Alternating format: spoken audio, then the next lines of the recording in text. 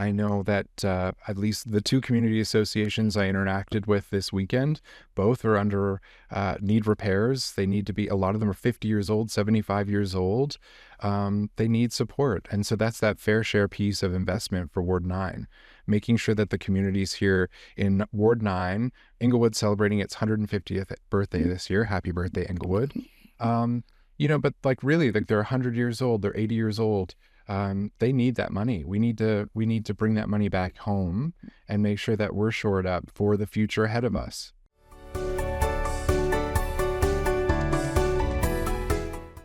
Welcome to Municipal Affairs Calgary Votes 2025.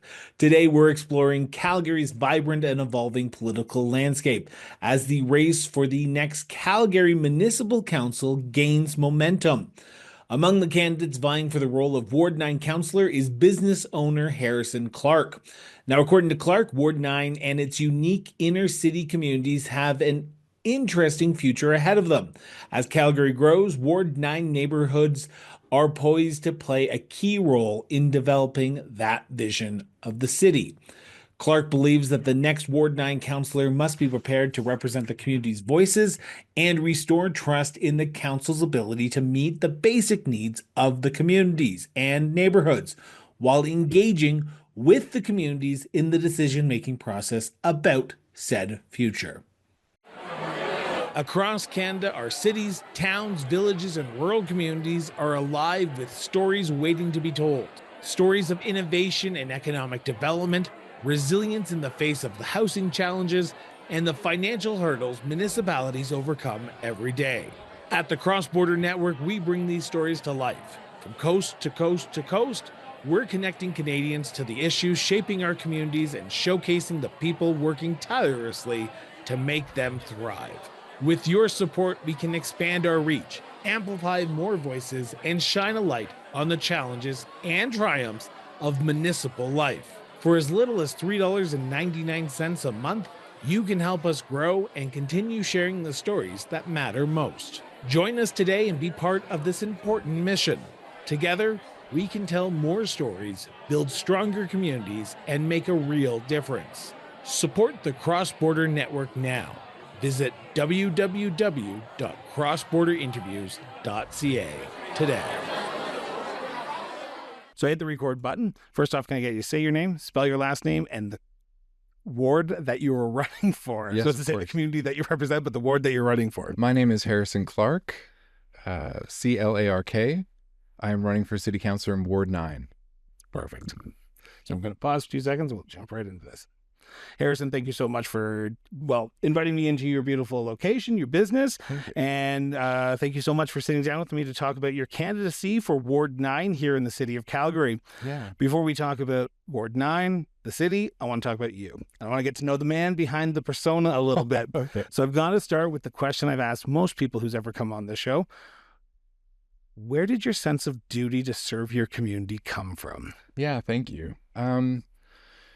To be honest with you, like the process of my life and my working career, it's a question that I have always asked myself, like, what is the actual value that I can bring to the table? What kind of benefit can I bring to the people around me through the work that I do? And so it's a question that sort of followed all of the work I've done. I'm now a small business owner. I've found value in that through serving my community. And I believe that this is perhaps the next step, an opportunity to work with more people. And that next step is running for city council for Ward 9. Why now? It feels like the right time for me. I've been in this community now for a long time. I feel like there's a big change coming probably at City Hall. And there's change just all around us anyway. And so rather than sit on the sidelines, I'd like to participate. Yeah. One of the big things that the next council will have to deal with is making some very tough decisions in whether it be financial, whether it be infrastructure. What in your background gives you the idea that you would be able to make those tough decisions in the best interest of all of Ward 9, but also all of Calgary? Yeah, that's a really good question. I think, communication is an enormous asset, and I know it gets thrown around as I'm a great communicator all the time. But I do believe that, making sure that the voice of our community or voices come forward when it comes to making a decision on behalf of the whole ward, we want to make sure that as many people are as engaged as possible. And so I think from that regard, there's a number of housekeeping steps that probably could take place. If and when I am to become city councillor of Ward 9, we've got to work to bring that community voice together. Each of these communities has a unique presence, they're unique people, and they have unique interests. Do you feel like you have been engaged enough over the last few years? Because you're relatively, and I say this with respect, but relatively unknown. You weren't on the ballot last election, so you're coming out of the woodworks. Yeah. Do you think you're well known in Ward 9, that people know who Harrison is? I've worked 7 years to build a sense of trust with community in a lot of these neighborhoods. We've delivered a lot of furniture across Ward 9. And it's a form of trust. It's certainly not the level of a politician per se, but, I still, it means a lot. And I think, so I do believe that I'm known and can work. I'm already working to sort of build up that reputation and that visibility. Before we turn to Ward 9, I was just asked this really poignant question. Why politics? Because you could have continued to give back through nonprofits, through charities, but you chose in 2025 that you were going to put your name on the ballot.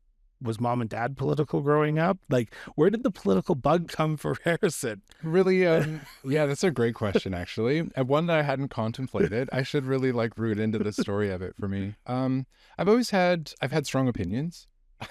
And I come from a household of strong opinions. I'm sure lots of your listeners can resonate with that. And so, I think for me, so are you the first person in the Clark family to have their name on a ballot? No, I'm not. Bob Clark, or Robert Clark, he was the first, what would he have been? He would have been the first governor. No, sorry, pardon me. Lieutenant governor? No, he was the ethics commissioner. Okay. First ethics commissioner of Alberta. He sort of aligned with, he goes back, he would have been the youngest MLA, I think, at the time. This would have been in the 60s. Oh, wow. So, and then he went on to the PCs, from social credit to PCs. Okay. So it's... So politics does run in the family, is what I'm hearing. I suppose. That's a generation removed, but certainly had an influence, I'm sure. Do you feel like your upbringing in your past gives you a leg up to potentially represent the people of Ward 9? Because most people are looking at the next group of potential leaders as, who can best represent me? Yeah. And from your background, and tell me your story if you want, what gives you a leg up to represent the people as diverse as Ward 9's residents are? Yeah. I think it's, frankly, my humanity. I think I come from a working class background. My grandparents were farmers. They farmed Alberta since the 30s. And so that work ethic really shines through in who I am. I've built my life with my hands. And by building a good reputation amongst my peers and my community. And I think that at the end of the day, for all the other things and flourishes I could bring to the table, and I think that fundamentally is an important piece to a civic level governance. I believe that we are less than, by the time this airs, 8 months away from Election Day.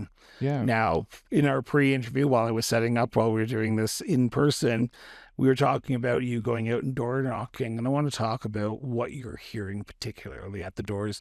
First off, we are 8 months away. Are people engaged? Are people tuning in to what is actually happening and who their next potential councillor may be? Or is it so far out of the election season right now that people are saying, let's just get through January 1st? We are definitely getting a bit of there's an election. Oh, it's that time again, which is fine.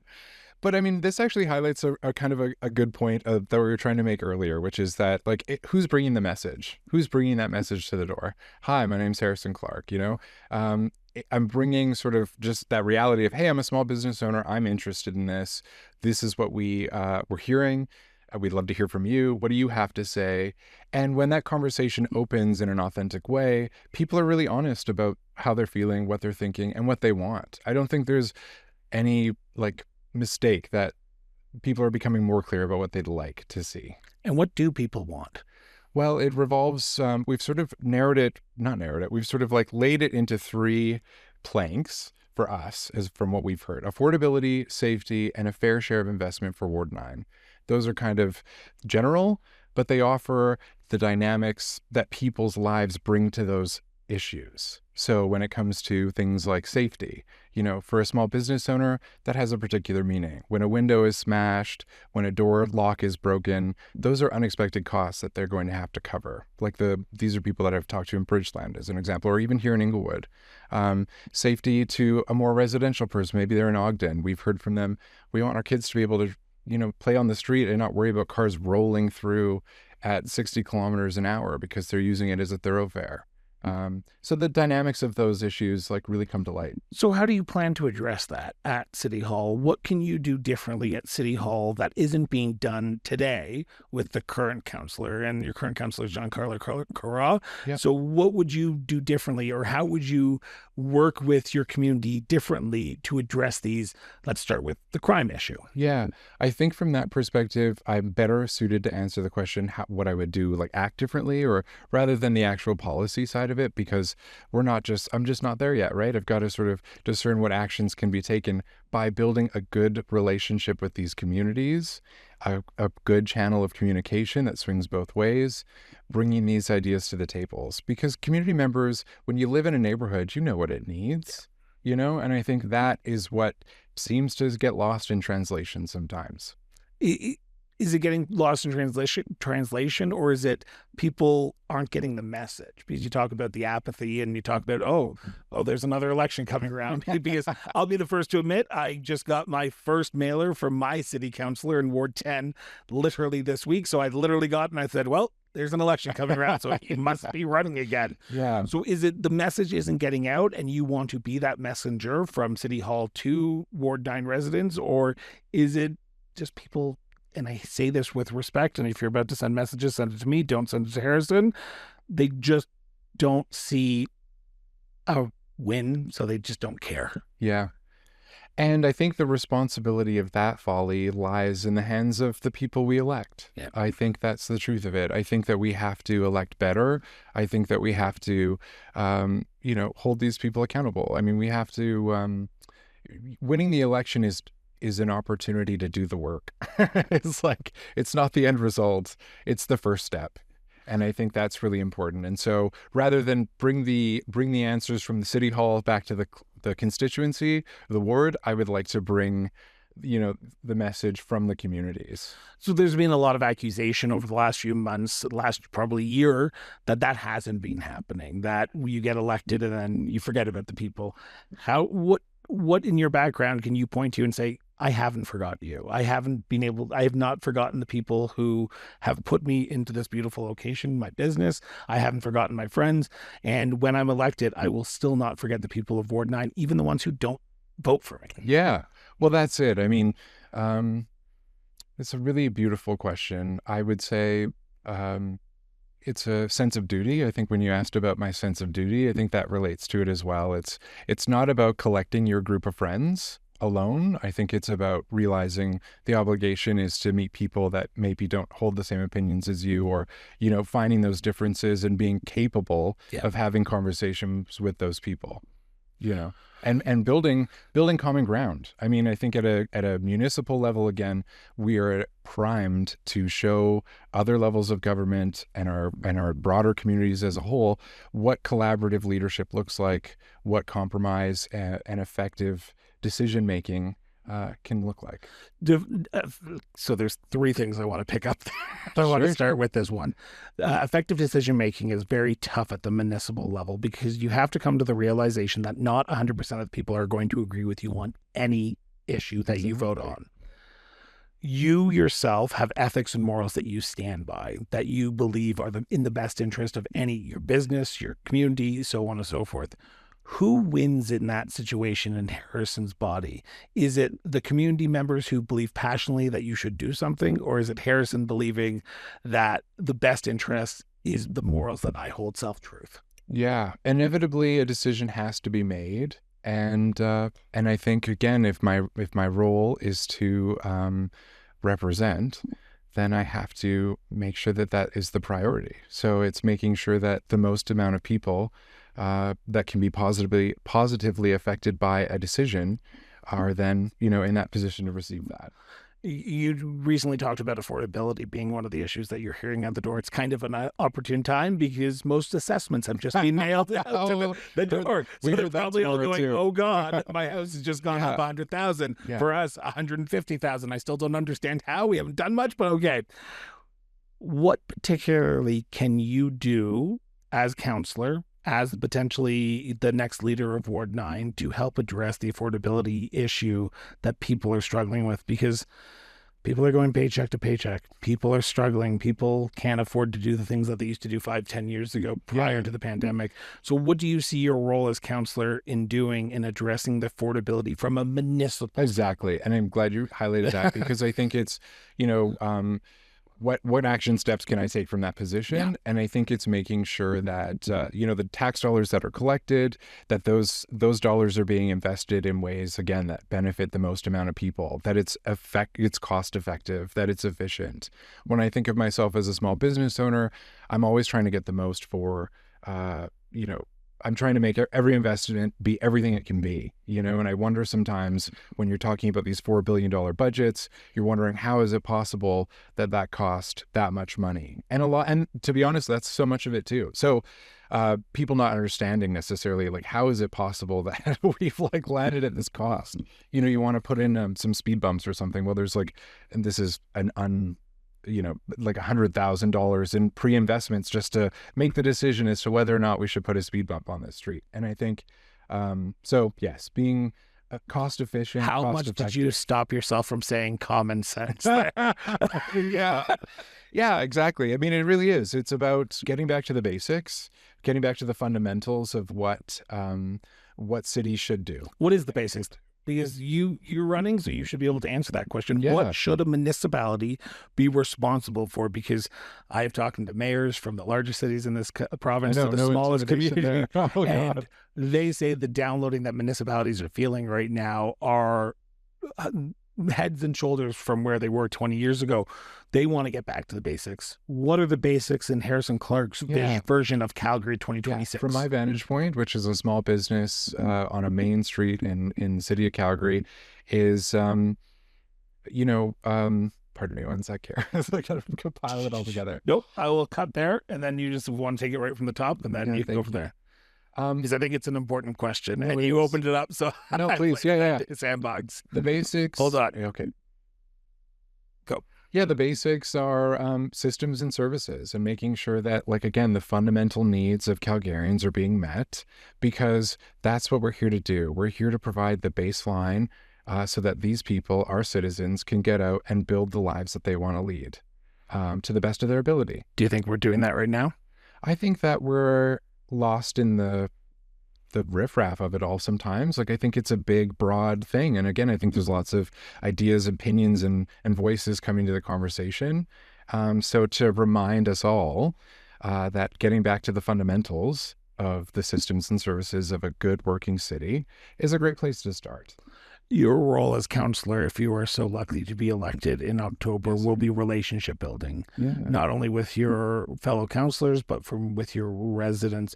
What groundwork are you laying right now to, on day one, you have those relationships built? Is it working with the community organizations? Is it working with business organizations? What are you doing right now? So fundamental, important pieces to me.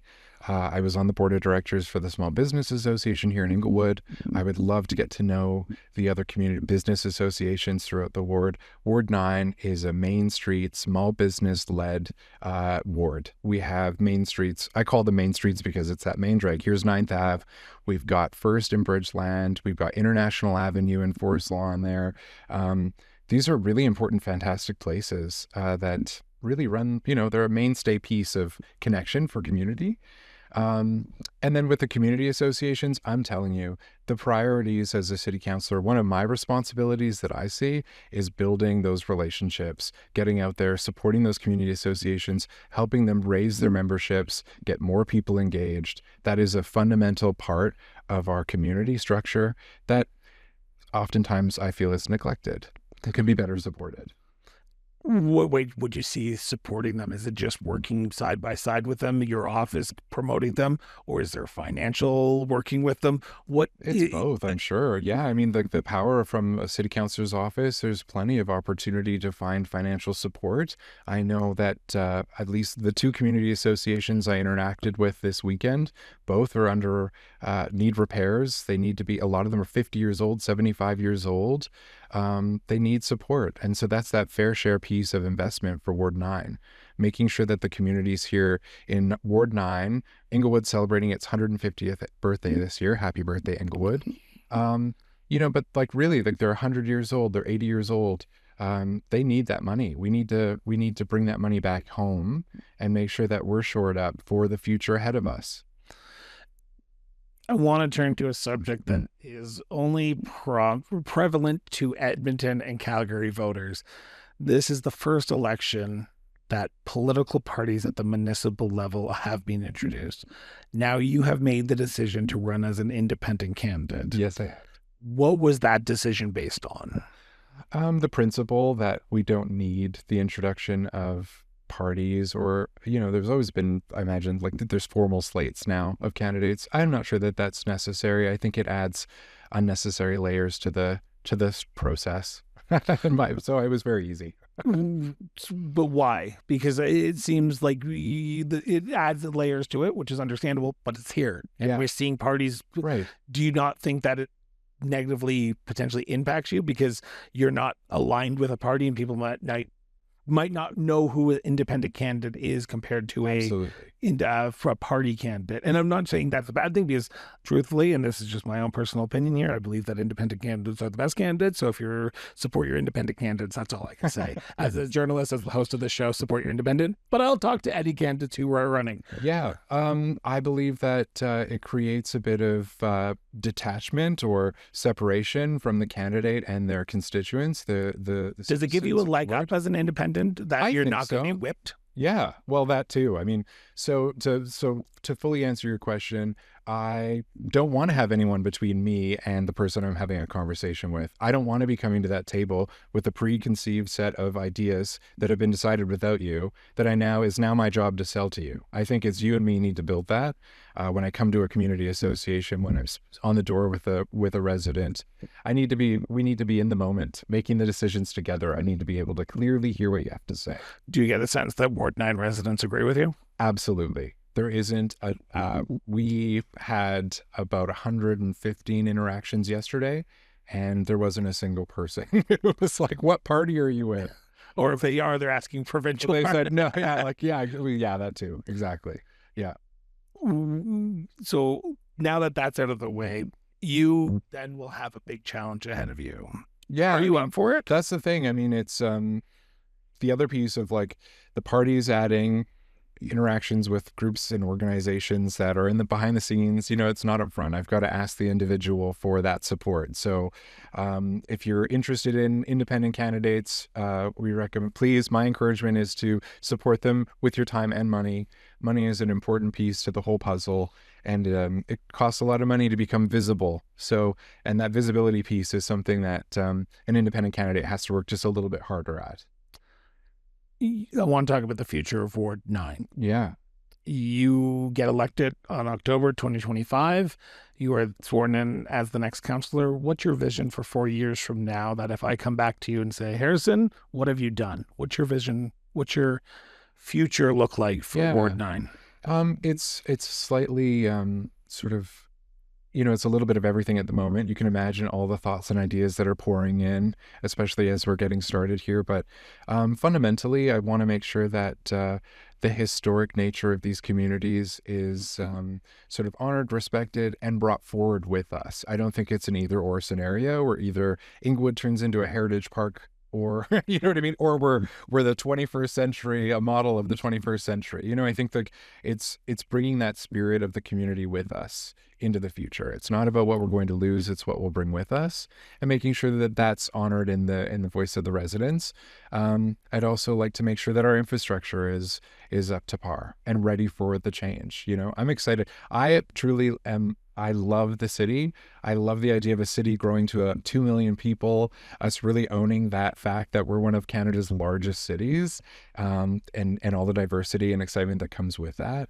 And so I'm ready for it. I want to make sure that our community is too. You keep on opening up questions that I have to follow up on, so I apologize. Yeah. You talk about the growing communities. The housing zoning bylaws was a very controversial issue around council last year. We've been hearing lots about that too. And that's what I was going to say. Where do you stand on it? Do you believe that the residents were right, or do you believe the council was right? The conclusion that I've come to thus far is that whenever, like, listen to even the name, blanket rezoning policy. I mean, it's like, so when you apply a blanket strategy to an enormous city like Calgary, I think we overlook the unique nature of a lot of these places. They have, again, that unique voice, that unique place. It's great for an efficiency perspective, but maybe we should have seen the fact that there'd probably be an enormous headache and a lot of pushback to a blanket concept. So great in theory, poor execution, and again, it'll take a little bit more work, I think.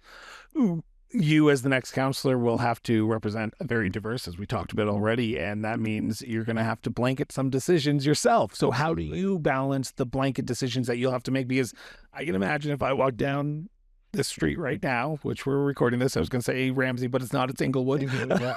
And I go talk to 100 people, and I talk to 100 people in Ogden and 100 people in Forest Lawn. They will give me completely different issues. You have to make a decision based on the best interest of the entire ward and the entire city. How do you not blanket those decisions? By making sure that at least we've captured a good sense of what people want. I mean, and it's like, and to at least highlight them in the process. So to say, we are going to have to make this decision, but to realize that in doing so, this, and this has also come to the table and has been brought to our attention. So this decision has been made. As that position evolves, or that decision evolves into what we've set out to do, are there ways to incorporate maybe some of those other ideas? And realizing that's that. I mean, it's got to be dynamic. It has to be a dynamic approach. I want you to look at that camera right now. This is your speech. I want you to pitch the people of Ward 9, of people who are listening to this right now, and tell me why you should be their next city councillor for Ward 9 in this great city of Calgary. Residents of Ward 9, I just want to say that that's a very humbling question. I would be honored to represent you at City Hall. I would like to be, I'm a small business owner. I'm a farm kid. I'm an Albertan. I'm a Canadian. I'm definitely a part of this community, and I believe that we need to bring that humanity back. And I would like to participate in showing you what a city councillor can be, and what community leadership at this level of government can look like. And I assure you that there's plenty of opportunity ahead of us. It can be an exciting time for us to work together and strengthen our connections in our community. And I, with my whole heart, believe in it. And I would love to have you come with me. I would like to do this together. Where can people reach out? Because we've talked a lot for the last 25 minutes, almost a half hour, and people are probably going, Chris, you should have asked this. Yeah, no problem. Yes. How can people get in touch with you? How can people reach out? How can people support you, get involved in the campaign? Thank you very much. So it's harrisonclarkward9.ca. That's my website. I've got literature posted here at the shop that you're certainly welcome to come and pick up. Which is located thank you. Yes, my shop is Murphy's Mid-Century on 9th Avenue here in Inglewood. I work with wood. I'm a wood restorer. It is 1221B, 9th Avenue Southeast, Calgary. And my Instagram is Ward9Harrison. And be in touch. Love to have a cup of coffee. Love to chat. Please. Love to hear from you. For anyone who's listening to this or watching this, the links will be for the Instagram, the website, and I believe you said email as well, will be in the show notes below, so please check those out. Before I let you go, I have one final question. Yes, what sir. makes Ward 9 such a great place to live, work, and raise a family? Oh my God. So good. I love it. The beautiful part is hearing all the answers myself, all the things I'm hearing people say. But to me, it's It's that truly like neighborhood feeling, I guess. I just love that I can walk out the door here, I can walk up the street and grab a coffee and run into all kinds of people that they're either also small businesses. Hey, how's it going? How's this week been? Oh God, that's no. Or, residents and that so forth. So, it's when we talk about the spirit of a city, you can definitely point to any of the neighborhoods in Ward 9 and say that's Calgary. And I love that. That is awesome. Harrison, thank you so much for sitting down with me, for inviting me into your beautiful business. Thank you so much. The links will be in the show notes. If you want to learn more about Harrison, please do get involved. And remember, everyone, get engaged. This election is important, and you need to make the best decision for the best future of Calgary. It's our real life. Thank you so much, Harrison. Thank you. Thank you so much for tuning in for another episode of Municipal Affairs Calgary Votes 2025. We hope you've enjoyed the conversation and gained some valuable insights from today's guest. To stay in the loop with all of our latest episodes, don't forget to hit that subscribe button to wherever you're listening to this or watching this, and on social media. Now, if you are a council candidate for this upcoming council year in the city of Calgary, reach out to us because we'd love to have you on the show to talk about why you're running and what you see as the biggest challenges that lay ahead for the city of Calgary. For even more content and learn more about the stories and people we feature on the show, visit us online at crossborderinterviews.ca. Your support means the world to us. So share this episode with your friends, your family members, and in your community. Until next time, stay informed, stay engaged, and we'll see you next time here on Municipal Affairs. Till then, everyone.